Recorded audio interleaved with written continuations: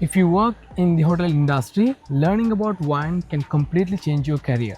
Whether you work as a waiter, bartender, or any other position in the food and beverage department, wine knowledge is one of the skills that helps you stand out professionally.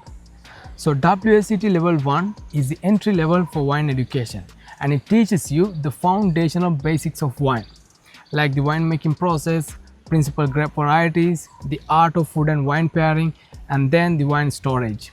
So, as you complete this certification, you will receive a certificate from WSET, and it helps you to build the confidence that you need when you communicate with the guests and trying to upsell.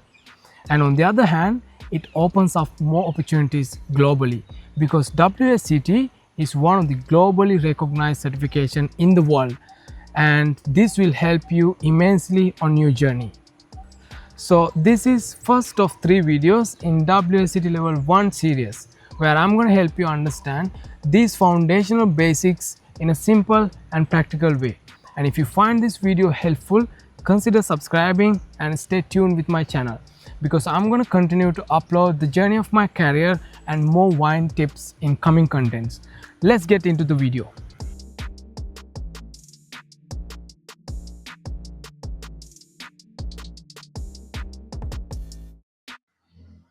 Hi everyone, welcome you all to the channel. My name is Nilantha and I'm a certified sommelier, currently holding my WSET Level 3 certificate, and I've been working in the hospitality industry for past few years, and since last 2 years I've been working as a sommelier, and right now I'm on my vacation.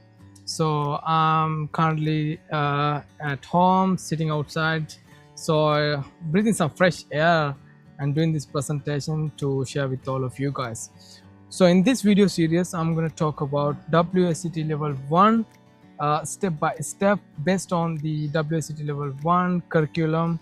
I have the book with me, and if any of you wish to have this book to continue your studies, feel free to reach out or drop your comments and I can share the book with you. I have it in a PDF format. So yeah, so without further ado, let's get started, right? So as a very first approach to the presentation, I made this presentation by myself.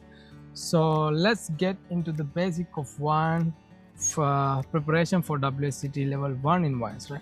A beginner's guide to understanding, tasting and enjoying wine, inspired by WSET Level 1 principles. So basically, all the information that I use in this presentation I source from WSET Level 1 specification. So as I said, I have the book. If any of you wish to have the book for you, please feel free to reach out to me. I will share with all of you guys. And this is first of 3-part series that I created in WSET Level 1. So this is going to be the first video, and there's 2 more videos coming up related to the WSET Level 1.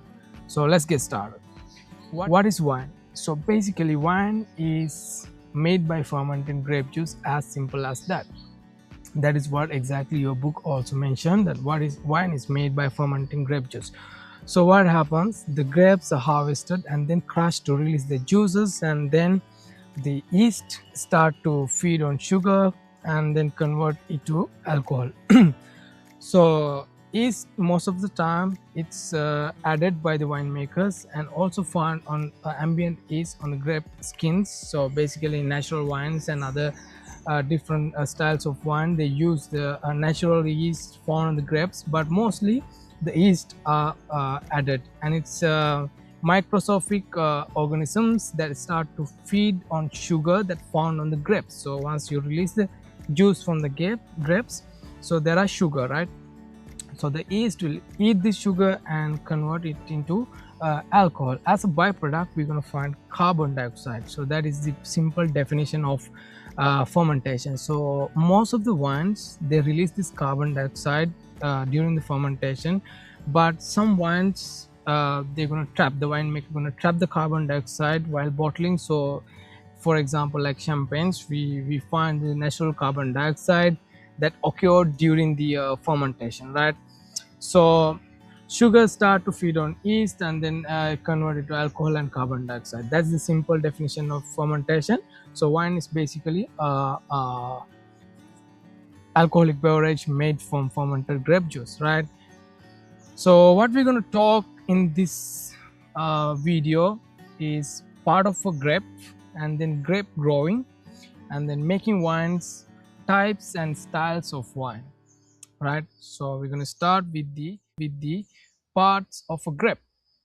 So basically the grapes are the fruits of wine. Wine is also called as the name of the tree, so it's not wine that we write as W-I-N-E, it's V-I-N-E, and it's the term to describe the tree of the wine fruit. So basically when you take a grape on your hand, so it's made of two parts. We have the skin, the outer layer of the grape, and then we have the pulp, right? So the skin, in this level 1 we talk about color and tannin, and in pulp we talk about water, sugar and acid. So in skin, when we talk about color and tannin, especially in red wines, we have element called tannin. It's more of a flavor, it's a sensation that we detect on our mouth as soon as we take a sip of a wine. In red wines, we start to feel like drying sensation, like kind of a grippy a movement inside our mouth. So that's called tannin. So the level of tannin is depends on the grape variety and the winemaking techniques that the winemaker choose, right?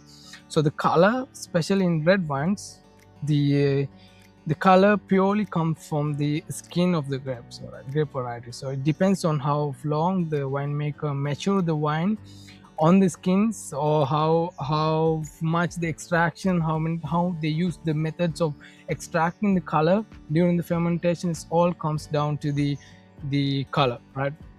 And the pulp inside the grape, as you can see in the picture below. Once you remove the skin, you find the pulp, and pulp is made up of water, sugar and acid. All these elements you found in the pulp. So the next thing is the key stages in the annual cycle of grape growth. So basically in level 1 we talk only about flowering and grape ripening. So in flowering, what happens in the spring, the wine trees, they start to produce the clusters of flowers that eventually become a bunch of grapes later at this stage as they start ripening. And during the ripening process, the grapes turn their color from green to purple, and then green to also gold if it's white one, right? So in the specification, this is part of the specification that I listed on the presentation. You can go through that. So yeah, as the grapes start to ripen, the level of sugar inside the grape start to increase, and the acid levels start to decrease. So this is a very crucial moment in grape growing, and the winemakers, grape growers, have to closely monitor this stage when the grapes start ripening, because it's a very quick process. The grapes are quickly tend to ripe, and then eventually there's, if the sugar levels and acid levels are not monitored properly, the winemaker and the wine grower going to be facing challenges at the later stage. So flowering and grape ripening is the two stages that we discuss in level 1 specification. So now we're going for the wine growing conditions. So basically the wines are not grown in every country in the world, so it requires certain conditions in order to grow perfectly, grow properly, in order to produce a healthy crop of grapes to make wine. So the European Union and all the other associations related to the wine production in the world, so they have introduced this uh, the latitude degrees that they found the locations. Basically, it's the further it goes from equator, it's become more cooler. The closer to the poles, the climate conditions are too cold, and it's very difficult to grow grapes, as they have very limited amount of sunlight coming into their places. So further the equator, it's getting more colder, and more closer to the equator, it's getting more hotter. So the countries that are located closer to equator have higher temperatures throughout the year, higher uh, sunlight and less rainfall. So there's many more other factors that affect this latitude in winemaking. So the next we're gonna talk about effect of climate. So in level 1 specification, we only talk about cooler climates and warm climates. So as you can see, during cool climates, certain regions have extreme cold conditions, and they tend to have snows, and the winemakers and grape growers are facing a lot of challenges in these countries because they have to work so hard to utilize maximum sunlight that they receive in these regions. And warm climates in the other side also have challenges in monitoring the sugar levels as well as the acid levels, because when it's too warm, the acidity level in the grapes are very lower. Therefore they have to have additional steps to be taken in order to have the perfect crop of grapes. So the next is cooler climate. Like I mentioned before, regions with cooler climates are closer to the poles, and therefore the sunlight is weaker and average rainfall are higher than the countries near the equator. In some years, um, are even struggle to ripe. Mostly white grapes are grown in these countries, right? So like I said, in these cooler climate regions, mostly white wines are produced and white grapes are grown, because in white grapes they don't require much sunlight as red grapes does, right? So, and also white wines tend to have more refreshing style, crispy style, and more high acidity levels. So it's perfectly suited these cooler climate regions. And the other hand, we have warmer climates. Regions with warmer climates are closer to the equator. The average temperature is higher. Sunlight is more intense and grapes ripen consistently. In warmer climate regions, it is common to grow black grape varieties because black grape requires strong sunlight, warm temperatures in order to ripe fully the tannins and the grapes, because the skins are tend to be more thicker than the white grapes. Therefore it requires warmer conditions in order to ripe perfectly, right? So these are the main two differences between these climate conditions. And level 1 we only talk about cooler climate and warmer climate. As you continue to study level 2, level 3, you will learn more about hot climates, microclimates, and different other factors as well. So next we're going to move into the wine making. So white wine and red wine, this is very crucial to understand the process behind white wine making and red wine making. So basically in white wines, so the process starts by crushing. After the harvest, the grapes are crushed and then pressed to remove the skins from the juice, and then the fermentation starts. And after the fermentation is complete, the maturation starts. Depends on how long the winemaker decides to mature the wine before they release. Once it's matured, it's done, it's going to be bottled. And in the red wine, on the other hand, the after the harvest, just like in white wines, the crushing process starts. And after the crushing, before the pressing, the fermentation continues, because in red wines, as we know, the color is extracted from the skin. So in order to extract the color from the skin, after they crush the grapes, they have to start the fermentation without pressing, because once it's pressed, the skins are removed from the juice, so there's no longer possibility of extracting color because the skins is removed, right? That's what happens in white wine. So in red wines, so they do not remove the skins, they continue the fermentation. Once the winemaker decide it's right amount of extraction from the skins, they start pressing and then remove the skins from the juice. And further steps are taken, depends if it's required maturation. So especially red wines take extended periods of maturation in bottles and in mostly in oak barrels. So in white wine, during the maturation, mostly takes place in stainless steel, so concrete vessels, because white wines tend to be refreshing styles, more primary fruit flavors. And in order to protect these primary fruit flavors, they have to mature the wine inside stainless steel or concrete vessels, because it does not allow oxygen to take in and eventually change the um, flavors in the wine from primary to secondary. So when it takes in stainless steels, the primary fruit flavors remains the same, and it's just continue to retain as fresh as just a fresh wine. And in red wines, maturation mostly take place in the oak barrels, and there are different types of oak barrels we're gonna learn in level 2. So after the maturation is complete, when the winemakers decide it's reached the required um, condition or required, the quality, they start bottling and release the wine to the market. So that's what winemaking process for white wine and red wine. On the other hand, for the rosé wine especially, rosé wine mainly can be produced in three different ways. One is direct pressing and short maceration, and then we have the blending white wine and red wine together. So most of the white rosé wines are made from short maceration, means start crushing and then fermentation for a couple of hours, and then once the color is extracted, very pale color, and then they start to press and remove the skins from the wine and then continue to ferment further. So that is the main difference between white wine, red wine, and rosé wine winemaking process.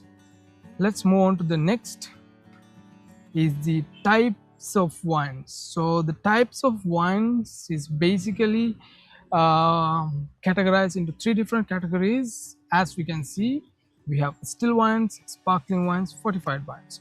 So still wines are the majority of wines that we find in the wine world, and there's still wine that has no sparkle, basically meaning it doesn't have any carbon dioxide effects in the wine. It's just a still wine. And mostly the alcohol by volume, also known as ABV, fall between 8% and 15%, while majority of the still wines are found between 11.5 to 15. Actually it's 14, 11.5 to 14% alcohol by volume. And on the other hand, we have sparkling wines. These are wines that are bubbly or fizzy, caused by the carbon dioxide gas that produced by the fermentation trapped in the wine. As we discussed the very first of this video, so during the fermentation, as a byproduct, the carbon dioxide are produced. So in some styles or some types of wine, the carbon dioxide is released. So in order to make sparkling wines, they have to trap this carbon dioxide in the fermentation vessels and then continue to bottle. So that's how we found these sparkling wines. And there are other methods actually to produce sparkling wines we're going to learn later stage, especially when making cheaper styles, cheaper sparkling wines, because this process takes longer time and takes a lot of labor intensity process actually. It adds a lot of cost to the winemaker as well. So all you need to know, just the carbon dioxide is trapped during the fermentation and bottled later at the stage. So the best known examples are Champagne, Cava, and Prosecco. So Champagne, Cava, and Prosecco, all these three styles, as we know, Champagne is one of the best sparkling wines in the world, and it's just coming from a small region of Champagne in France. And Cava is coming from Spain, and Prosecco, of course, coming from Italy. So we're going to be understand in detail about these different wines and styles in later stage. So let's move to the fortified wines. So what are fortified wines? Actually, these are wines that has added extra alcohol to them and therefore have higher levels of alcohol, ranging from 15 to 22% alcohol by volume. Sherry and port are some of the examples. So yeah, like it says, so these wines specifically have added extra distilled spirit. Actually, mostly brandies are added to the fortified wines in order to protect the flavors and to keep the wine alive for a long period of time. And these wines can keep very long, have a very long longevity, I mean very long life for them. So as you know, there are some port wines, also known as vintage ports, tend to live for many years, many decades, right? So yeah, sherry and ports are some of the examples. So we're going to be understanding about sherry, ports in coming videos, coming sessions. And just for now, all you need to know about fortified wine. What is fortified wine? is a wine that has an added distilled alcohol spirit or distilled spirit to them, right? So mostly the alcohol by volume range from 15 to 22%. So the sherry and port are the very well known example of this type of wine, right? So three types of wines you will find: still wines, sparkling wines, fortified wine. All the red, white, rosé and sweet wines comes under still wines, and then we have sparkling wines and fortified wine, right? So there are just three different types. So let's move on to the styles of wine. So any of the still wines can come in many different styles. This this wine is generally combination of its color, structural characteristics, aromas, and flavors, right?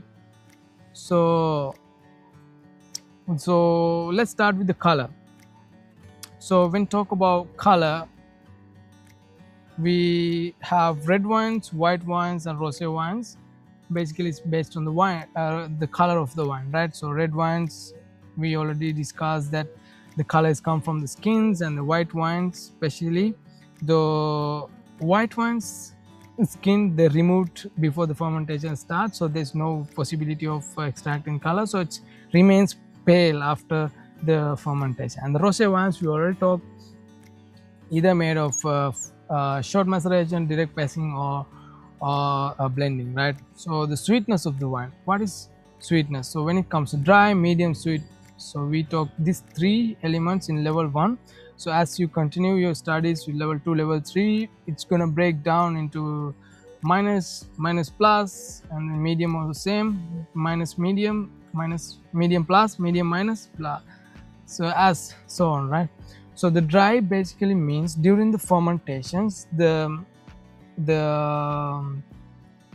yeast starts to feed on sugar, and it will continue to feed on sugar until there's no more sugar left in the fermentation wine, right? So once it fully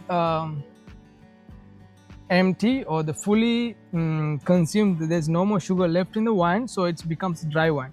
So as you taste this dry wine, there's no flavors of, like you find like very fruitier style. When you detect the wine is kind of like sweeter, or when it's too dry, you don't really feel like any of these flavors of sweeter sides in flavor spectrum.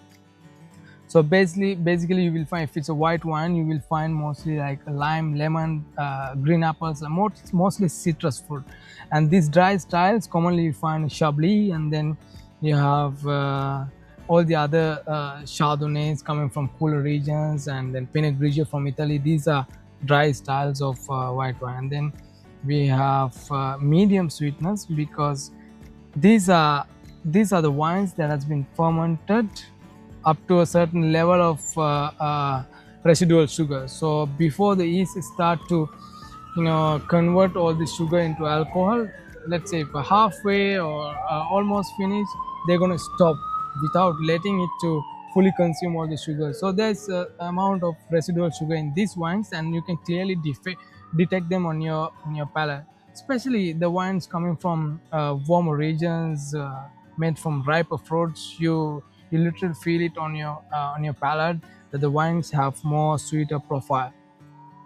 And then we have the sweet wine. Sweet wine is a different category of wine, falls under still wines, and there are specific methods used to create this sweet wine. So the residual sugar content in these wines are very high, and as soon as you taste them, you can literally tell this is a sweet wine, because sweetness of these wines is very high that you can literally feel it, right? So there are different methods of making sweet wine, and that we're going to study in coming up videos as we move on to our different wines in uh, next video, or the other one after the next. So then the acidity levels. So it's a very important character in balancing the wine, adds a refreshing character to the wine. So acidity plays a crucial role in every wine, and it also helps to preserve the wine for a longer time, right? So mostly in white wines, you find like the aromatic grape varieties like Sauvignon Blanc, Riesling, all these grape varieties have very higher levels of acidity. As soon as you try the wines in your mouth, you start to feel like your mouth watering very high. Your saliva is coming up very faster, and that is the first sign of high acidity in any of the wines. So mostly white wines you have Riesling and then Sauvignon Blanc, and even red wines have high acidities like Pinot Noir or even Chiantis have certain high levels of acidity in them. And moving on to the tannin, it's a feel more than a taste found in red wines and depends on the grape. Like we discussed before, tannin is it's a sensation more than a flavor, or you can describe in a single flavor. It's a sensation. As soon as you try it, if it's a high tannin wine like Cabernet Sauvignon, you're gonna literally feel your mouth is so drying and it's feel like so grippy.